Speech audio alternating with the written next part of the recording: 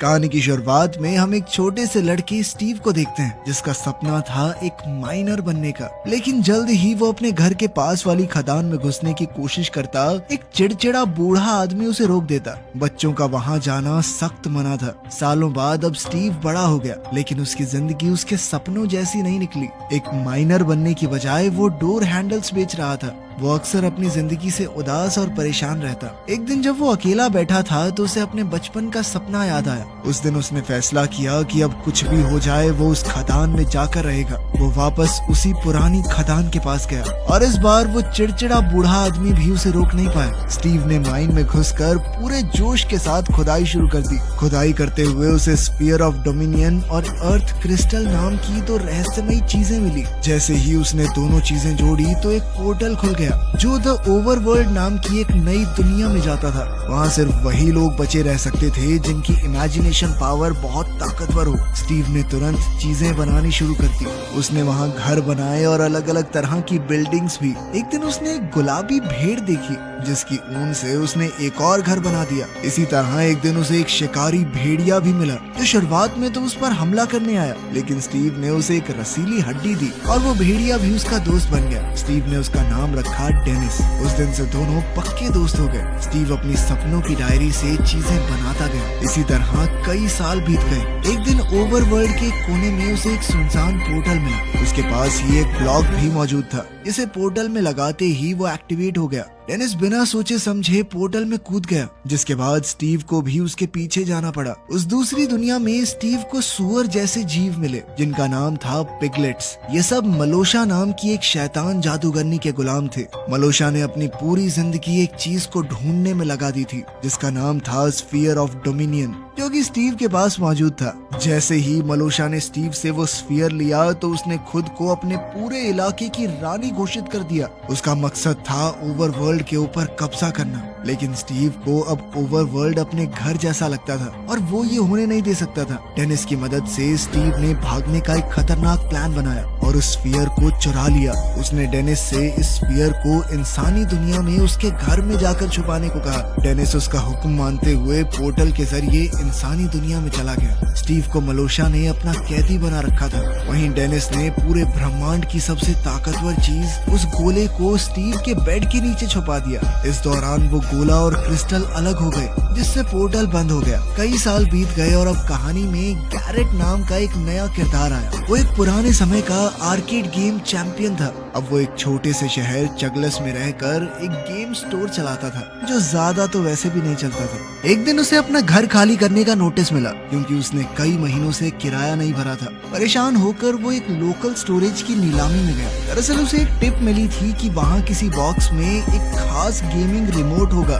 जो अगर गैरेट को मिल गया तो उसके अच्छे पैसे बन सकते हैं। गैरेट ने $900 दे के एक स्टोरेज यूनिट खरीद लिया, ये सोचकर कि शायद उसे वो रिमोट मिल जाएगा, लेकिन डब्बे खोलने पर उसे कुछ भी खास नहीं मिला, सारा फालतू सामान। अपनी इस परेशानी में गैरेट ने नोटिस ही नहीं किया कि उसके पाँव के पास स्फीयर ऑफ डोमिनेंस और अर्थ क्रिस्टल पड़े थे। इसके बाद हम नैटली और उसके छोटे भाई हेनरी को देखते हैं, जो अभी अभी अपनी माँ की मौत के बाद इस शहर में शिफ्ट हुए थे। नैटली एक छोटी सी नौकरी कर रही थी। उनकी पड़ोसन डॉन ने उन्हें सामान वगैरह रखने में बहुत मदद की। अगली सुबह नैटली ने हेनरी के लिए पिज्जा बनाया ताकि वो स्कूल में नए दोस्त बना सके। क्लास में उनका टीचर काफी चिड़चिड़ा था। उसने सबसे कहा कि कुछ ऐसा बनाओ जो तुम असल जिंदगी में भी बना पाओ, लेकिन हेनरी ने एक जेट पैक का प्रोटोटाइप बना दिया। क्लास के बच्चों ने उसका मजाक उड़ाया, लेकिन हेनरी इस बात पर अड़ा रहा कि वो ये बना सकता है। उसने घर जाके एक होममेड जेट पैक बनाया, लेकिन टेस्ट के दौरान वो जेट पैक सीधा एक चिप्स बनाने वाली फैक्ट्री में क्रैश हो गया, जहां उसकी बहन नैटली काम करती थी। इस घटना की वजह से हेनरी को प्रिंसिपल के ऑफिस में बुलाया गया। प्रिंसिपल अब उसके लीगल गार्डियन से बात करना चाहती थी। हेनरी ने घबराकर जैरेड को कॉल कर दिया, जिसकी दुकान में वो अक्सर जाता रहता था, और कहा कि प्लीज मेरे अंकल बन के आ जाइए। पहले तो जैरेड ने मना कर दिया, लेकिन फिर हेनरी बोला कि मैं $26 दे दूंगा आपको कैश। उसके बाद वो जल्दी से आ गया, लेकिन आने के बाद वो ईगो में अपनी गाड़ी से बाहर ही नहीं निकला। वो चाह रहा था कि प्रिंसिपल खुद उसके पास आए। हुआ भी कुछ ऐसा ही, और पता नहीं कैसे प्रिंसिपल उसके प्यार में लट्टू हो रही थी। वो गैरेट पर लगातार डोरे डाल रही थी, लेकिन गैरेट सख्त लौंडा बन के वहाँ से निकल गया। इसके बाद गैरेट हेनरी को अपनी दुकान में ले आया, जहाँ हेनरी की नजर उन दोनों खास चीजों पर पड़ी। हेनरी ने बहुत उत्सुक होकर पूछा कि ये है क्या। गैरेट ने कहा कि मुझे नहीं पता, ये तो मैं नहीं देती। उस डब्बे के अंदर क्लियर कट तरीके से लिखा हुआ था कि किसी भी कीमत पर इस स्फीयर और क्रिस्टल को एक साथ मत जोड़ना। लेकिन अब ये पढ़ने के बाद तो उनका और ज्यादा मन कर रहा था कि इनको जोड़ के देखते हैं ना क्या होगा, और उन्होंने किया भी बिल्कुल ऐसा ही। जिसके बाद वो अचानक से उस खाली गुफा में पहुंच गए। उनके हर कदम को स्टीव का भेड़िया डेनिस दूर से देख रहा था। तभी नैटली को ध्यान आया कि हेनरी स्कूल से अब तक वापस क्यों नहीं आया। वो डॉन के साथ उसे ढूंढने निकल पड़ी। एक ट्रैकिंग ऐप की मदद से उसने हेनरी के फोन की लोकेशन पता की। माइन के अंदर गैरेट और हेनरी को एक ओवरवर्ल्ड पोर्टल मिला। इतने में नैटली और डॉन भी वहाँ आ गए। तभी वो रहस्यमयी क्यूब चमकने लगा और एक अलग सी एनर्जी दिखाई देने लगी, जो हेनरी को ओवरवर्ल्ड में खींच के ले गई। बाकी सब ने उसे पकड़कर उसे रोकने की कोशिश की, लेकिन कुछ ही सेकंडों में चारों लोग उस पोर्टल में खींचे चले गए। जब उनकी आंखें खुली तो वो ओवरवर्ल्ड में खड़े थे, एक नई और अजीब सी दुनिया जहाँ सब कुछ रंगीन और जिंदा लग रहा था। तभी गैरेट की नजर एक गुलाबी भेड़ पर पड़ी, जिससे उसने पूछा कि सोना कहाँ मिलेगा। साथ ही एक गाँव वाला उस खुले हुए पोर्टल को देखकर इंसानों की दुनिया में पहुंच गया।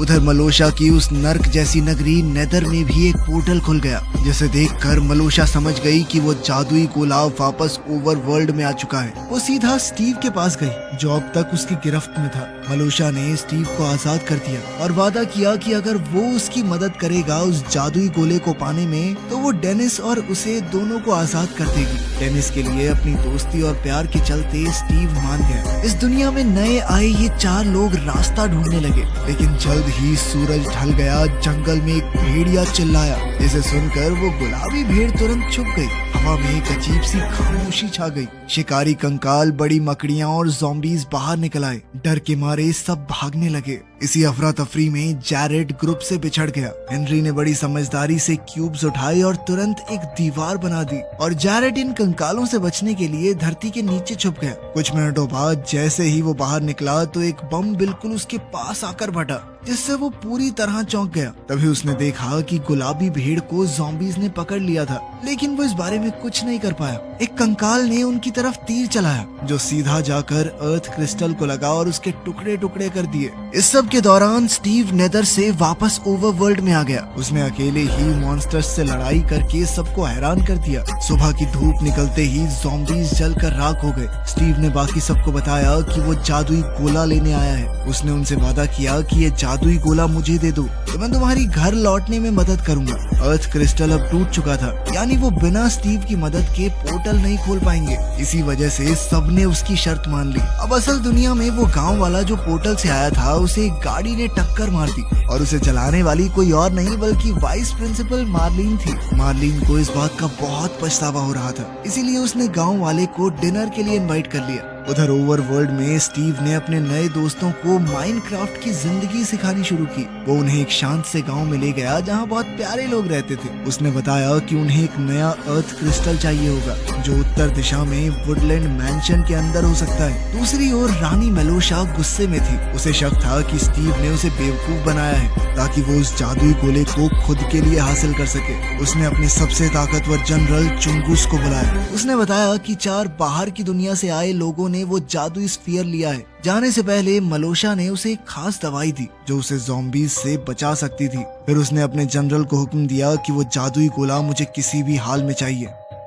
ओवरवर्ल्ड में स्टीव ने सबको समझाया कि तुम जो चाहे वो बना सकते हो। उसने उन्हें अपना सारा सामान दिखाया, जिसमें तरह तरह की चीजें थी। गैरेट ने खुद के लिए एक हथियार बनाया, जो दिखने में काफी अजीब था लेकिन असरदार भी। हेनरी ने अपने असल दुनिया के तजुर्बे से कुछ औजार बनाए। उसने माइनक्राफ्ट और असल दुनिया के फ्यूजन से एक नई चीज बना दी। गैरेट अभी भी पैसों के चक्कर में था, और उसने स्टीव को अकेले में ले जाकर कहा कि देख भाई, मुझे असल जिंदगी में पैसों की जरूरत है। अगर कोई खजाना वजाना दे रहा है तो बात कर, वरना इस जादुई गोले को भूल जा तू। जिस पर स्टीव ने उसे बताया कि मेरे पास बहुत सारे हीरे हैं, वो बस एक खदान में छुपा रखे हैं मैंने। लेकिन वहाँ का सफर बहुत रिस्की होगा। लेकिन जैसे ही वो निकलने वाले थे, गांव पर हमला हो गया। मलोशा के कहने पर अब जनरल चुंगूस अपनी फौज के साथ गांव में घुस गया था। स्टीव ने मुकाबला करने की कोशिश की, पर गैरेट ने ओवर एक्साइटेड होकर जल्दी से चुंगूस पर हमला बोल दिया। लेकिन उसने तो गलती से स्टीव को ही बेहोश कर दिया। गांव में आतंक मच गया, सब इधर उधर भाग रहे थे। जैसे ही स्टीव होश में आया तो वो भी गैरेट और हेनरी के साथ भाग निकला,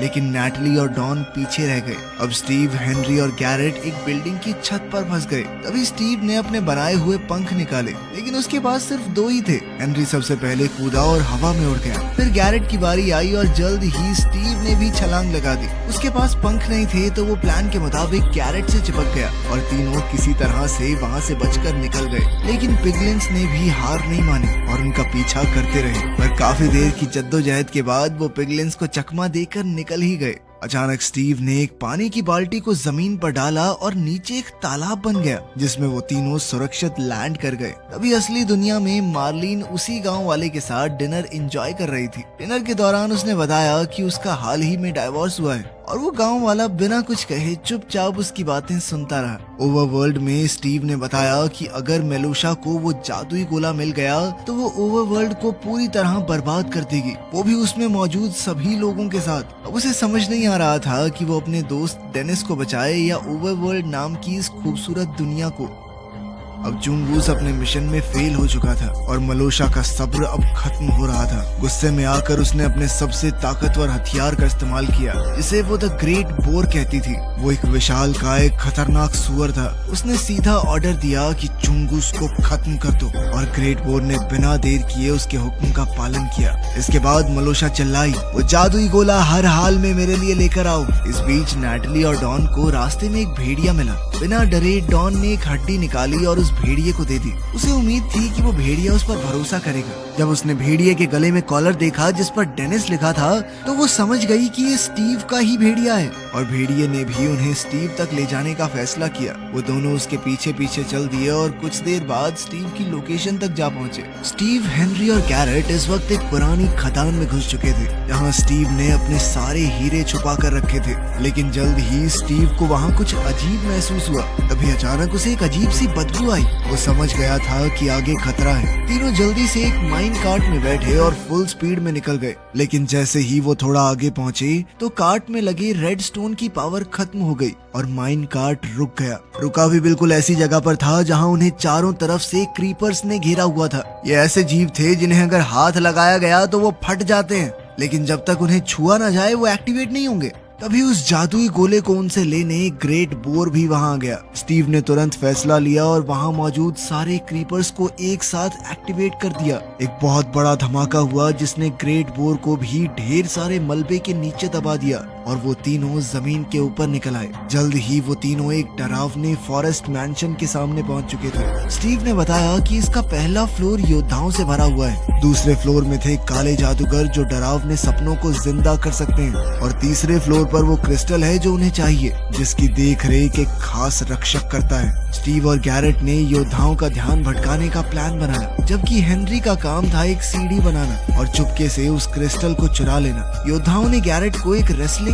रिंग में डाल दिया, जहां उसे उनके सबसे ताकतवर योद्धा से लड़ना था। जब सबका ध्यान फाइट पर था, हेनरी चुपके से थर्ड फ्लोर पर पहुंच गया और एंडरमैन क्रिस्टल ले लिया। तभी वो रक्षक उसके सामने आ गया जो एक लंबा, काला और खतरनाक जीव था। लेकिन हेनरी के पास भी हीरे की कुल्हाड़ी थी। उसने हिम्मत दिखाई और जैसे तैसे जीत भी गया। इस लड़ाई में उसने एंडरमैन पर्ल नाम की एक कीमती चीज भी जीती, जिसका इस्तेमाल करके वो इस दुनिया में कहीं भी टेलीपोर्ट हो सकता है। लेकिन जैसे ही वो उस मैंशन से निकल रहे थे, मलोशा एक खतरनाक मुस्कान के साथ उनके सामने आ गई। उसने अपनी ताकत से वो स्फीयर ऑफ डोमिनेंस और एंडरमैन क्रिस्टल छीन लिया। तभी गैरेट ने एक बार फिर से अपनी जान दांव पर लगा दी। उसने स्टीव और हेनरी को बचाया और प्लेन पे चढ़ा के भगा दिया, जबकि वो खुद पुल पर ही रुक गया। जल्द ही एक जबरदस्त धमाके में पूरा पुल फट गया, जिसके साथ जैरेड भी मारा गया। कुछ देर बाद स्टीव का पालतू भेड़िया डेनिस उसे ढूंढते हुए वहां तक पहुंच गया, पर तभी मेलोशा ने जादुई गोले का इस्तेमाल करके नेथर और ओवरवर्ल्ड के पोर्टल को और ज्यादा ताकतवर बना दिया। उसके एक हुक्म पर सूरज तक गायब हो गया और ओवरवर्ल्ड में अंधेरा छा गया। सभी दोस्तों ने तय किया कि उन्हें कुछ भी करके मेलोशा को रोकना होगा। उन्होंने हथियार बनाए, मजबूत कवच बनाए और लोहे के रक्षकों की एक फौज तैयार की। सुबह होते ही उन बड़े किए हुए पोर्टल्स में से पिलगिन्स का एक बड़ा सा ग्रुप ओवरवर्ल्ड में घुस आया। मेलोशा अपनी शैतानी हंसी हंस रही थी। उसे पता था कि लोहे के रक्षक तब तक नहीं लड़ते जब तक उन्हें उकसाया न जाए। लेकिन एक डरपोक पिगलिन ने एक गलती कर दी। उसने पहले हमला कर दिया और बस सारे रक्षक एक्टिवेट हो गए। जल्द ही एक भयानक जंग शुरू हो गई। अपनी फौज को मुसीबत में देखकर मेलोशा ने दूसरा ग्रेट बोर भेज दिया। लेकिन हमारे हीरोज ने भी अपना हुक्म का इक्का निकाला। सबसे बड़ा लोहे का रक्षक गोलम। ये दो खतरनाक जीव एक दूसरे से टकराए तो पूरे अंडरवर्ल्ड की जमीन हिल गई। इस बीच स्टीव ने डायमंड का कवच पहनकर अपनी डायमंड की तलवार उठाई और मेलोशा का सामना करने को तैयार हो गया। लेकिन मेलोशा का काला जादू किसी भी तलवार से ज्यादा ताकतवर था। हेनरी ने मौका देखकर अपने एंडरमैन पर्ल का इस्तेमाल किया। वो तुरंत पोर्टल के ऊपर टेलीपोर्ट हो गया ताकि जादुई गोले को छीन सके। उधर उस ग्रेट बोर ने नैटली पर हमला बोल दिया। उसके पास कोई रास्ता नहीं था, अब मौत पक्की थी। लेकिन तभी डॉन की आवाज आई। वो एक पहाड़ी पर खड़ी थी जिसके आसपास जंगली भेड़िए थे और उसने सबको अपना पालतू बना लिया था। डॉन की एक सीटी पे सारे भेड़िए ग्रेट बोर पर टूट पड़े। लेकिन मौका मिलते ही ग्रेट बोर ने हेनरी पर जबरदस्त वार किया और हेनरी वो गोला पकड़ने से पहले ही गिर पड़ा। पर तभी अचानक गैरेट वापस आ गया, वो भी जिंदा। उसने पुल से गिरते वक्त एक पानी की बाल्टी का इस्तेमाल किया था और पहले की तरह अपने लिए एक तालाब बना लिया। गैरेट ने नेदर के पोर्टल को तोड़ दिया जिससे ओवरवर्ल्ड में सूरज वापस आ गया। इसकी रोशनी पड़ते ही सारे ज़ॉम्बीज और स्केलेटन्स जलकर राख हो गए।